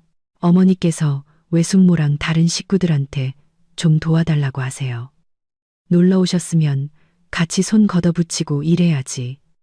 어떻게 연세 드신 어른한테만 시중들게 해요. 말을 마치고 나는 전화를 끊었다. 내 말이 다소 잔인하다는 것을 알았지만 필요한 잔인함이었다. 나는 김 여사님이 내가 겪었던 버려짐과 과부하의 감정을 직접 경험하기를 바랐다. 그녀가 다른 친척들에게 책임을 나누자고 입을 열기를 바랐다. 항상 며느리에게 모든 짐을 떠넘기는 대신에 수화기 저편에서 김 여사님은 힘없이 손을 떨어뜨렸다. 뚜뚜하는 신호음은 마치 심판의 선고처럼 울렸다. 그녀는 거실을 내다보았다. 진호 외삼촌 부부는 텔레비전을 보며 깔깔거리고 해바라기 씨를 까서 껍질을 바닥에 아무렇게나 뱉고 있었다. 아무도 그녀가 부엌에서 기진맥진해 있다는 사실에 신경 쓰지 않았다. 김 여사님은 생전 처음으로 후회라는 감정을 느꼈다. 친척들의 의존적인 태도를 너무나 오냐오냐 받아준 것을 후회했다. 며느리의 말없는 희생을 소중히 여기지 않은 것을 후회했다. 그녀는 자신의 나약함과 헛된 체면이 이 집을 시장통으로 만들었고 며느리를 무급 가정부로 만들었다는 것을 깨달았다. 김 여사님은 마지못해 일어나 부엌으로 향했다. 그녀는 설거지를 하며 울었다. 짜디짠 눈물이 거품 속으로 떨어져 섞였다. 그녀는 쑤시는 허리를 부여잡고 울었고 든든한 지원군 없이 늙어가는 자신의 외로움에 울었다. 그녀는 내가 필요하다고 느끼기 시작했다. 집안일을 해줄 사람이 필요해서가 아니라 자신의 짐을 이해하고 나눠줄 사람이 필요해서였다. 사흘째 되는 날, 작은 집 안의 공기는 불을 붙이면 언제든 폭발할 것처럼 숨막혔다. 김 여사님은 급성 허리 통증으로 허리를 굽힐 수도 없게 되었다. 손님들은 여전히 태평하게 놀고 먹는 동안 모든 집안일은 그녀의 어깨를 짓눌렀다. 그날 점심, 외숙모는 또다시 레퍼토리를 시작했다. 그녀는 소파에 길게 누워 리모컨을 딸깍거리며 큰 소리로 말했다. 형님, 오늘 점심은 뭐예요? 저 꽃게탕 먹고 싶어요. 이렇게 더운 날 시원한 꽃게탕 한 그릇이면 최고일 텐데. 아픈 허리를 주무르고 있던 김 여사님은 그 말을 듣고 어이가 없었다. 꽃게탕은 손이 많이 가는 음식이었다. 게를 손질하고 채소를 다듬고 그녀가 어떻게 그걸 할 힘이 있겠는가. 그녀는 힘없이 대답했다. 동서, 오늘 내가 허리가 너무 아파서 멀리 장 보러 못 가겠네. 냉장고에 수육이랑 배추 좀 있으니 동서가 좀 끓여주면 안 될까? 외숙모는 부엌에 들어가라는 말에 길길이 날뛰었다. 아이고, 형님 아프시면 쉬셔야죠. 누가 일하래요. 근데 제가 형님네 부엌 사정을 어떻게 알고 요리를 해요. 그냥 배달 음식 시켜 먹어요. 맛있는 걸로 시켜주세요. 저는 맛없는 건 못 먹으니까. 그때 민준이 퇴근하고 돌아왔다. 그는 집에 들어서자마자 전쟁터처럼 어지러운 광경을 목격했다. 해바라기 씨 껍질이 바닥에 널려 있었고 아이들 장난감과 옷가지들이 거실 한가운데 뒤엉켜 있었다. 어머니는 허리를 부여잡고 찡그리고 있었고 외삼촌 부부는 텔레비전을 보며 깔깔거리고 있었다. 며칠간 억눌렀던 감정이 한순간에 폭발했다. 민주는 더 이상 참을 수 없었다. 그는 가방을 책상 위로 쾅 소리나게 내던졌다. 온 가족이 깜짝 놀랐다. 웃고 있던 외삼촌은 입을 다물고 조카를 의아한 눈으로 쳐다봤다. 너 왜 이렇게 기분 나쁘게 행동해? 퇴근했으면 인사도 안 하고 무슨 태도야? 민주는 외삼촌을 노려봤다. 그는 생전 처음으로 권위적인 외삼촌의 눈을 분노로 불타는 눈빛으로 똑바로 쳐다봤다. 제가 태도가 불량하다고요? 외삼촌, 외숙모, 이 집 꼴 좀 보세요. 이게 집입니까? 돼지우리입니까? 저희 어머니 연세도 많으시고 아프신데 어떻게 어머니한테 밥상 차려 바치라고 할 수가 있어요? 두 분은 손발이 없으세요. 왜 직접 안 하세요? 방 안은 쥐 죽은 듯 조용해졌다. 김 여사님도 아들을 보고 깜짝 놀랐다. 그녀는 민준이 어른에게 큰 소리치는 것을 본 적이 없었다. 진호 외삼촌은 조카에게 된통 당하자 얼굴이 시뻘개졌다. 그는 벌떡 일어나 민준을 손가락으로 가리켰다. 너 지금 나한테 대드는 거냐? 내가 네 외삼촌이야. 이 버르장머리 없는 놈. 민준은 비웃었다. 제가 안 쫓아냈잖아요. 하지만 손님도 분수는 알아야죠. 외삼촌, 저희 집 지금 빚더미에 앉아 집까지 팔았어요. 어머니는 아프시고요. 도와주시지는 못할 망정 더 힘들게 하시면 어떡해요? 솔직히 말씀드릴게요. 여기서 이렇게 고생하는 게 싫으시면 그냥 시골로 내려가세요. 여기서 저희 어머니 고생시키지 마시고요. 외숙모가 울부짖기 시작했다. 아이고, 세상에 다들 와서 보세요. 이 귀한 조카가 자기 외삼촌이랑 외숙모를 쫓아내네요. 이럴 줄 알았으면 이 집에 발도 안 들여놨지. 김 여사님은 당황해서 말렸다. 얘들아, 그만해라. 외삼촌, 외숙모도 화푸세요. 민준이가 성질이 급해서 막말을 했어요. 내가 잘 타이를게. 하지만 민준은 어머니의 손을 뿌리쳤다. 그는 단호한 눈빛으로 어머니를 쳐다봤다. 어머니는 사과하실 필요 없어요. 어머니가 너무 잘해주시니까 저분들이 버릇이 없어진 거예요. 제가 말했죠. 이제부터 밥 먹고 싶은 사람은 직접 해먹고 아니면 굶으라고요. 전 더 이상 누구 시중도 못 들어요. 말을 마친 민주는 방으로 들어가 문을 쾅 닫아버렸다. 거실에는 극도의 긴장감만이 남았다.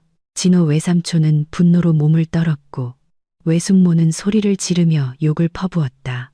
김 여사님은 그 사이에 앉아 어쩔 줄 몰랐지만 마음속 깊은 곳에서는 약간의 통쾌함도 느꼈다. 마침내 누군가 자신이 하고 싶었지만 참아하지 못했던 말을 대신해 주었다. 그날 점심, 대판 싸운 후 집안 분위기는 납처럼 무거워졌다. 진호 외삼촌 부부는 자존심이 상해 잔뜩 화가 나 있었다. 그들은 침실에서 소곤거리더니 분한 듯 짐을 챙기기 시작했다. 외숙모는 가방에 옷을 쑤셔 넣으며 중얼거렸다.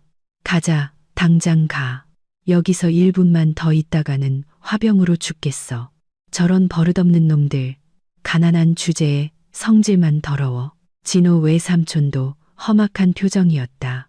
그는 자존심에 큰 상처를 받았다.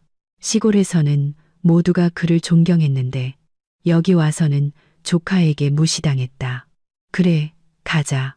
나도 이 쥐구멍 같은 곳에 진절머리가 난다. 서울 와서 호강은커녕 유배 온 것보다 더 고생이야. 시골 가서 닭이나 잡아 먹어야지. 여기서 라면에 시금치나물 먹을 이유가 없어. 오후 3시쯤 6명의 가족이 거실로 나왔다.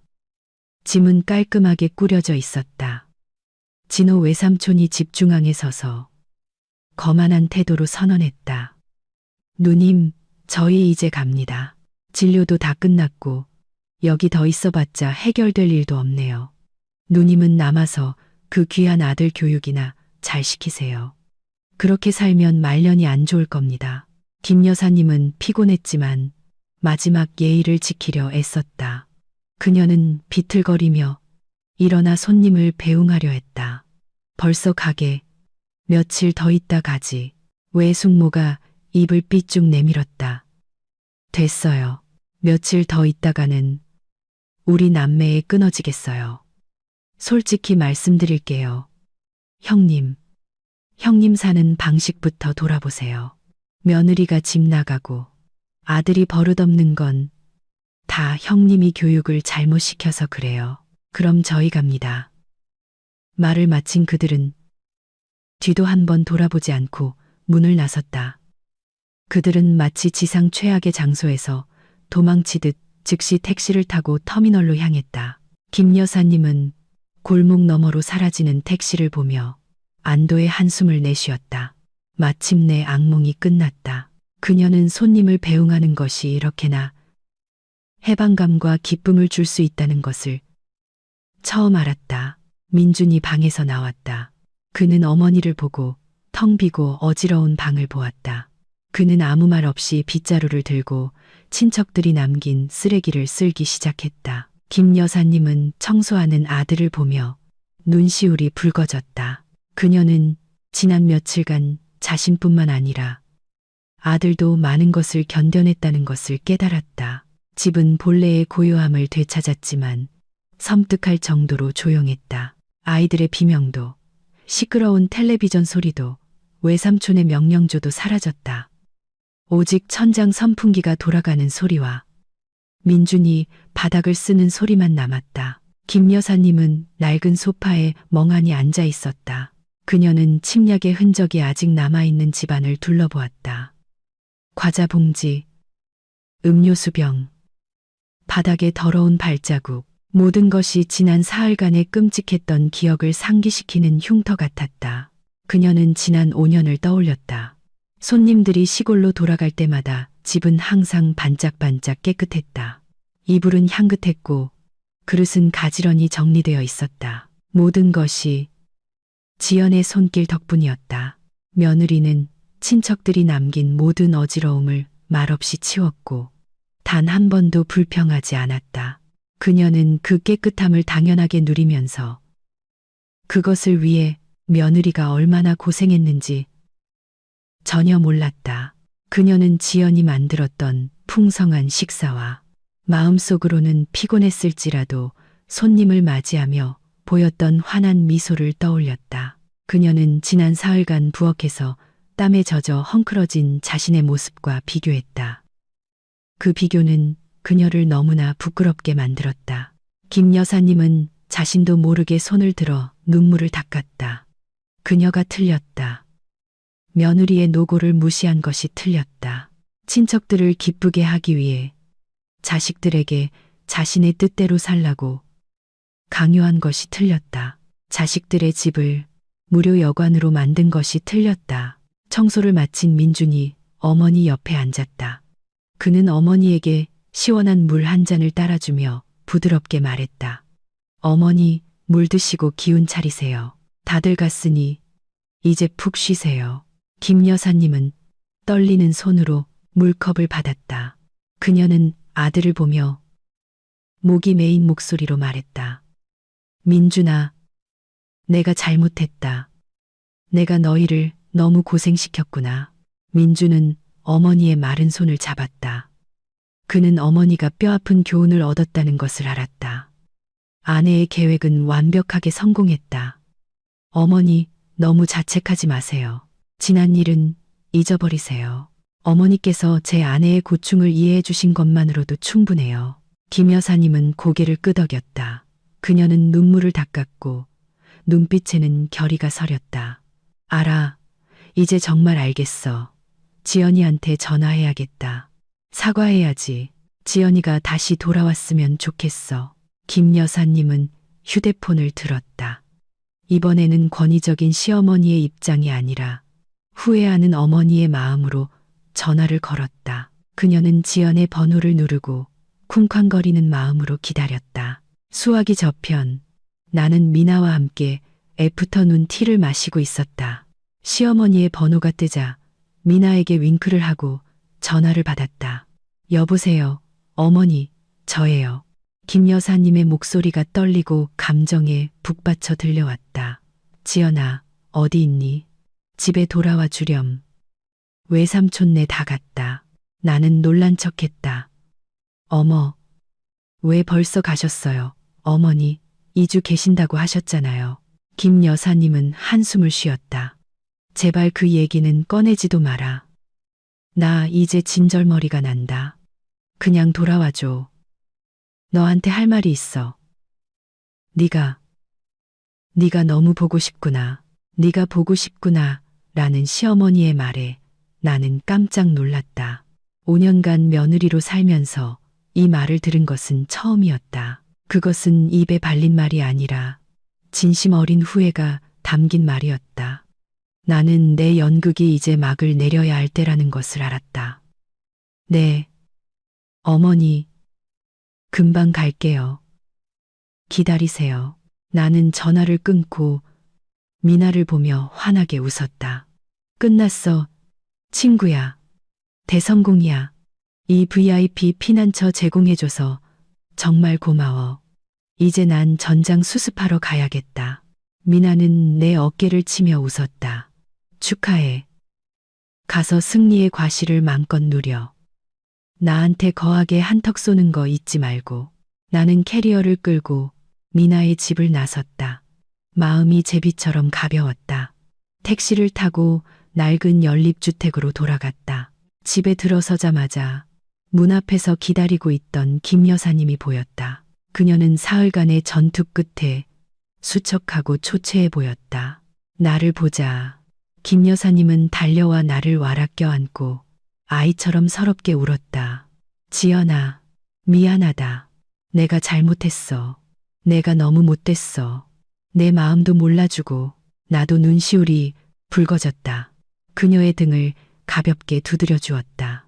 어머니, 이제 그만 우세요. 저 돌아왔잖아요. 다 지난 일이에요. 김 여사님은 나를 놓고 내 손을 꼭 잡았다. 집에 들어오너라. 너한테 솔직하게 할 말이 있다. 이제 너희들한테 여기서 살라고 강요 안 할게. 너희가 집 팔고 빌라로 이사 가고 싶다면 나도 찬성이다. 너희가 행복하면 그걸로 좋게. 나는 김 여사님을 보고 구석에서 미소 짓고 있는 민준을 보았다. 우리 가족이 진정으로 새로운 장을 열었다는 것을 알았다. 이해와 상호 존중으로 다시 쓰인 새로운 장이었다. 어머니 걱정 마세요.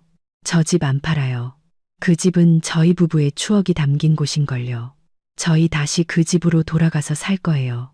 그리고 이제부터는 저희 방식대로 살게요. 어머니, 김 여사님은 고개를 연신 끄덕였다. 그래, 너희들 뜻대로 하렴. 나 이제 간섭 안 할게. 약속한다. 저런 우리 세 사람은 서로를 보며 웃었다.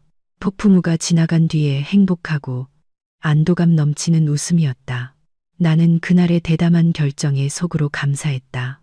때로는 평화를 얻기 위해 편견과 무관심을 씻어낼 폭풍을 기꺼이 만들어내야 할 때도 있는 법이다. 화해의 눈물이 흐른 후 낡은 집안의 공기는 깨끗하게 씻긴 듯했다. 나는 시어머니를 의자에 앉혀드리고 부엌으로 가 따뜻한 물 한 잔을 드렸다. 그녀의 초췌한 모습을 보니 내 마음도 아팠다. 김 여사님은 원래 건강하고 활기찬 분이셨는데 단 사흘 만에 10년은 늙어 보였다. 눈가는 차랬고 흰머리가 더 늘었으며 손은 여전히 떨리고 있었다. 나는 맞은편에 앉아 그녀의 마른 손을 잡았다. 지금이 바로 해야 할 모든 말을 할 가장 적절한 때라고 생각했다. 이 변화가 일시적인 감정이 아니라 장기적인 약속이 되어야 했다. 어머니 이렇게 힘들어 하시는 모습 보니 제 마음이 너무 아파요. 제가 불효한 거 알아요. 하지만 저도 정말 막다른 길이었어요. 김 여사님은 고개를 저으며 다시 눈물을 글썽였다. 아니야, 네가 불효한 게 아니라 내가 잘못했다. 내가 너를 막다른 길로 몰았어. 며칠 동안 누워서 곰곰이 생각해 봤는데 내가 너무 못됐더라. 헛된 체면 때문에 친척들한테 좋은 소리 듣고 싶어서 너희한테 모든 짐을 지웠어. 너희도 너희만의 삶이 있고 쉬어야 한다는 걸 잊고 있었어. 나는 부드럽게 말을 이었다. 저는 어머니나 시댁 식구들한테 돈 쓰는 게 아까웠던 게 아니에요. 어머니도 제 성격 아시잖아요. 정말 어려운 사람이 있으면 기꺼이 도와요. 하지만 뭐든지 한계가 있는 법이에요, 어머니. 제가 비합리적인 요구까지 다 들어주기 위해 등골이 휘도록 일할 수는 없어요. 제가 민준 씨한테 보여준 1억 원이 넘는 지출 내역은 생색내려는 게 아니었어요. 그 사람과 어머니께서 사람의 힘에는 한계가 있다는 걸 알아주셨으면 했어요. 이대로 계속 가면 저희 부부 버틸 수 없어요. 김 여사님은 부끄러움에 고개를 숙였다. 그녀는 구체적인 액수가 그렇게 클 줄은 몰랐다. 매번 몇십만 원씩 달라고 할 때는 우리 수입에 비하면 아무것도 아니라고 생각했다. 그녀는 티끌 모아 태산이라는 것을, 그 자잘한 지출들이 우리 경제를 얼마나 끔찍하게 갉아먹었는지 몰랐다. 알아, 지연아. 내가 미안하다. 이제부터는 절대 너희한테 친척들 돈 붙여달라고 안 할게. 각자 자기 인생은 자기가 책임져야지. 나도 이제 늙었다. 너희가 행복하게 사는 것만 보면 더 바랄 게 없어. 지금까지 조용히 옆에 앉아있던 민준도 입을 열었다. 그의 목소리는 이전보다 훨씬 차분하고 단호했다. 저도 잘못했어요. 어머니, 제가 집안의 남자면서 나약해서 제 아내를 지켜주지 못했어요. 어머니 뜻에 따르는 게 효도라고 생각했는데 알고 보니 어머니와 아내 모두를 힘들게 하고 있었어요. 며칠 동안 어머니 고생하시는 모습을 보고 제가 얼마나 무심했는지 깨달았어요. 김 여사님은 아들을 보고 며느리를 보았다. 그녀의 눈빛에는 믿음과 희망이 서려 있었다. 그녀는 폭풍우가 지난 후 가족이 무너지기는커녕 이해와 진심을 통해 더욱 단단해졌다는 것을 깨달았다. 분위기가 진정되자 나는 가장 중요한 진실을 밝히기로 결심했다. 팔았다고 거짓말했던 집에 대한 진실이었다. 이것이 나의 마지막 도박이었다. 지금 말하면 어머니가 화를 내실 수도 있지만 말하지 않으면 이 연극은 완벽하게 끝나지 않을 터였다. 나는 심호흡을 한 번 하고 시어머니의 눈을 똑바로 쳐다봤다. 어머니, 제가 고백할 게 하나 더 있어요. 하지만 꼭 침착하게 제 말 끝까지 들어주셔야 해요. 김 여사님은 걱정스럽게 나를 쳐다봤다. 무슨 일이니? 아주 심각한 일이니?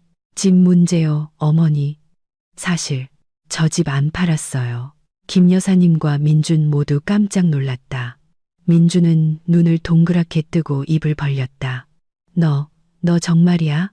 집 안 팔았어, 지연아? 김 여사님은 믿을 수 없다는 듯 더듬거렸다. 그럼 문에 붙어있던 종이는 뭐고 짐은 다 어떻게 된 거니? 나는 모두를 안심시키며 미소 지었다. 그건 제가 꾸민 연극이었어요. 어머니, 친구한테 부탁해서 가짜 매매 계약서를 만들고 이삿짐 센터 불러서 짐은 창고에 맡겼어요. 그 종이는 외삼촌네가 진짜라고 믿고 찾아오지 못하게 하려고 붙여둔 거고요. 제가 이 모든 일을 한 건 이번 방문을 정중히 거절하고 싶었고 어머니와 모두가 상실감이 얼마나 무서운 건지 깨닫게 해드리고 싶어서였어요. 김 여사님은 그 말을 듣고 잠시 멍하니 있다가 웃음을 터뜨렸다. 씁쓸하면서도 안도하는 웃음이었다. 아이고, 너 때문에 내가 심장 떨어질 뻔했다. 정말 집 잃은 줄 알았네. 너희 길바닥에 나 앉을까봐 얼마나 걱정했는데 알고 보니 내가 나를 속인 거였구나. 이 며느리 정말 대단하다. 나는 그녀의 손을 더 꽉 잡았다. 어머니 속여서 죄송해요. 하지만 어머니, 이건 제 진심이에요. 이번에는 가짜였지만 이런 상황이 또 반복된다면 그때는 정말 팔 거예요. 아무도 주소를 모르는 아주 먼 곳으로 이사 갈 거예요. 그때는 다시 돌아오지 않을 거고요. 내 경고는 부드러웠지만 무게가 실려 있었다. 김 여사님은 몸을 떨었다. 그녀는 내 성격이 말하면 반드시 실행한다는 것을 알았다. 그녀는 서둘러 손사래를 쳤다. 아니다, 아니다. 내가 잘못했다. 나 이제 정말 진절머리가 난다. 다시는 집 한다는 얘기 꺼내지도 마라. 그 집은 너희 피땀이 서린 곳이고 내 손주가 자랄 보금자리야. 내 명예를 걸고 약속하마. 이제부터는 나도 너희와 함께 그 집을 지킬게. 헛된 체면 이제 다 버렸어. 민주는 안도의 한숨을 내쉬었다. 그는 가슴을 쓸어내렸다. 너 때문에 나도 깜빡 속았잖아. 당신 연기력 오스카상 감이야. 여보. 하지만 나도 이제 정말 질렸어. 다시는 그런 실수 안 할게. 모든 비밀이 밝혀지자 집안 분위기는 이상할 정도로 따뜻해졌다. 김 여사님은 천근만근의 짐을 내려놓은 듯했다. 그녀는 일어나 방으로 들어가 낡은 나무 장롱을 뒤지더니 통장 하나를 가지고 나왔다. 그녀는 그 통장을 내 손에 쥐어주었다. 이건 내가 평생 모은 내 노후 자금이다.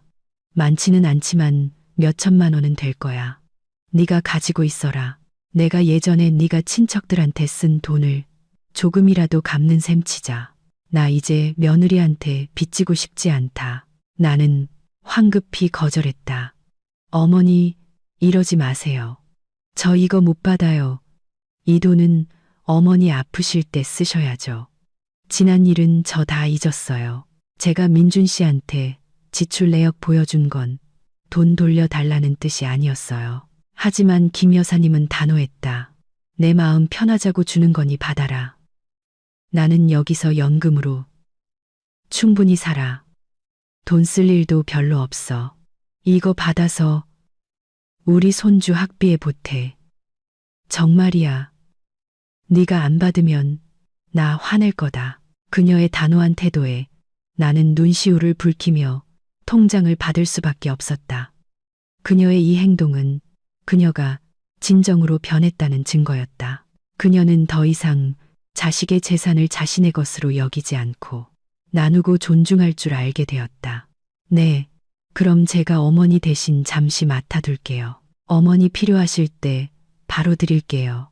김 여사님은 온화하게 웃었다. 아주 오랜만에 그녀의 얼굴에서 다시 보는 미소였다.